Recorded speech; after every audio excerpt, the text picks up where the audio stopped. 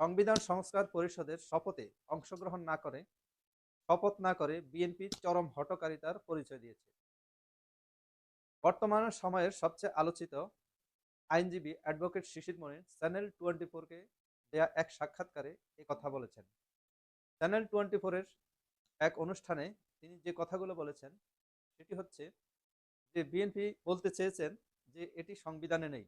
তিনি পাল্টা প্রশ্ন ছুড়ে দিয়েছেন যে জুলাইয়ের গণ অভ্যুত্থান তো সংবিধানে নেই, হাসিনা পালিয়ে যাবে সেটাও সংবিধানে নেই, 2026 সালের 12ই ফেব্রুয়ারি নির্বাচন হবে সেটাও সংবিধানে নেই। তাহলে কেন বিএনপি সেগুলো মেনে নিলেন?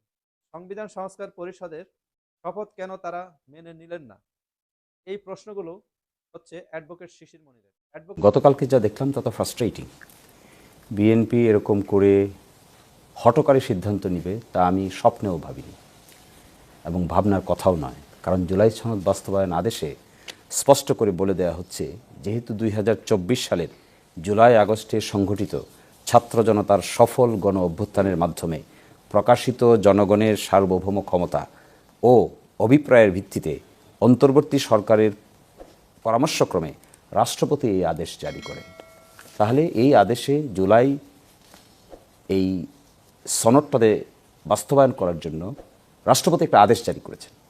আর রাষ্ট্রপতি যে আদেশটা জারি করেছেন ক্ষমতা পেয়েছেন কোথায়? অভ্যুত্থান থেকে, কোনো ব্যক্তি থেকে না, কোনো সরকার থেকে না, মাস আপসার্চ থেকে। এর পরিপ্রেক্ষিতে তিনি আদেশ জারি করলেন। এই আদেশে বলা আছে 8-এ যে যারা সংসদ সদস্য নির্বাচিত হবেন তারা একই দিনে সংবিধান সংস্কার সভার শপথ গ্রহণ করবেন। এবং কে শপথ পড়াবে? শপথ পড়াবে সংসদ সদস্যদেরকে যিনি শপথ পড়ান, সংবিধান সংস্কার সভার সদস্যদেরকেও একই ব্যক্তি শপথ পড়াবেন। দেখেন গতকালকে সালাউদ্দিন সাহেব বলেছেন যে কে পড়াবে, নাই, এটা এখানে নাই। কোথায় নাই? 8 পড়েন নাই। তিনি তো এটা উল্লেখ করেছেন যে সংবিধানে থাকতে হবে, প্রথমে আগে সংবিধানে গৃহীত হতে হবে। তো সংবিধানে 2026 সালের 12ই ফেব্রুয়ারি নির্বাচন হবে, এটা সংবিধানে ছিল? সংবিধানে গণঅভ্যুত্থান ছিল? সংবিধানে এত লোক মারা যাওয়ার পরে সরকার পালিয়ে যাবে এটা ছিল? সংবিধানে প্রধান বিচারপতি পালিয়ে যাবে এটা ছিল? সংবিধানে বাইতুল মুকাররমের খতিব পালিয়ে যাবে এটা ছিল? তাহলে এসব কিছু মেনে নিয়েছেন।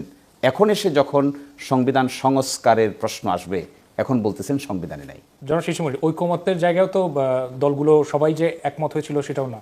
নোট অফ ডিসেন্টের কথা বারবার উঠে আসে এই আলোচনায়। প্রশ্নটা নোট অফ ডিসেন্টের না, প্রশ্নটা হলো যেগুলো একমত হয়েছেন সেগুলো কি করবেন? বাদ দেন আপনার note of dissent. Note of ডিসেন্টে আমরা ডাইনে বামে রেখে দিলাম। একমত যেগুলো হয়েছে সেগুলোর বাস্তবায়নের তরিকাও তো সংবিধান সংস্কার সভা। তো সংবিধান সংস্কার সভায় শপথ নিতে হচ্ছে কেন? এটা বড় প্রশ্ন। নর্মালি আমরা দেখেছি বাংলাদেশের সংবিধান পার্লামেন্টে 2/3 মেজরিটিতে যে কয়বার সংশোধন হয়েছে এগুলো সব সময় পরবর্তীতে সুপ্রিম কোর্টে চ্যালেঞ্জ হয়ে অসাংবিধানিক ঘোষণা হয়ে গেছে। 5th অ্যামেন্ডমেন্ট অসাংবিধানিক হয়ে গেছে, 13th অ্যামেন্ডমেন্ট অসাংবিধানিক হয়ে গেছে, 8th অ্যামেন্ডমেন্ট অসাংবিধানিক হয়ে গেছে, এই তারপরে 16th অ্যামেন্ডমেন্ট অসাংবিধানিক হয়ে গেছে। ওগুলোকে পার্লামেন্টে পাশ করে নাই? অবশ্যই করেছে। এই জন্য আমরা চিন্তা করেছিলাম ঐকমত্য কমিশনে যে আমরা একটা সংবিধান সংস্কার সভা করব, আর ওই সংবিধান সংস্কার সভায় গৃহীত সংস্কারগুলো পরবর্তীতে কোনো আদালতে চ্যালেঞ্জযোগ্য হবে না। এই প্রোটেক্টিভ মেজারটা এখানে নেওয়া হলো। আসলেন ক্ষমতায় 2/3 মেজরিটিতে। 13ই নভেম্বর 2026 সালে 13ই নভেম্বর 2025-এ এই আদেশ জারি করা হয়েছে। এতদিন বলেন নাই কেন? মানবেন না? যেই ইলেকশন হয়ে গেল 200 কটা আসন পেয়ে গেলেন, পুরাপুরি চেহারা চেঞ্জ হয়ে গেল।